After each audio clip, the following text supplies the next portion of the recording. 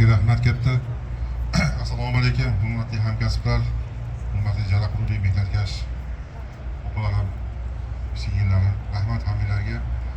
Shunday tuman hokimiylar bor ekan, xudo xolasa men ishonch bilan aytishim mumkin. Marafonimiz bundan da ziyoda respublikada yagona bo'lib, alohida ajralib turadi xudo xolasa. Men ishlamas sizlarga Jalaqulli haqqiga, men chunki Jonsaqa vaziriga ishlayotgan paytimda ham Jalaqulliga kelganlar menga ancha yaxshi taassurotlar bilan kelganini aytishgan.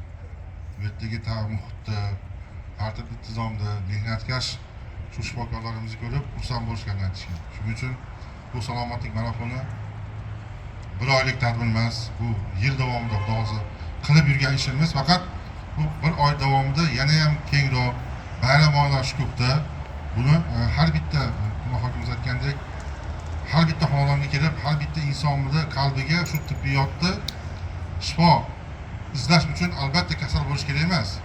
Kasallikni oldini olish, kasallik bo'lmasdan turib sog' yurishni tura bilishimiz kerak.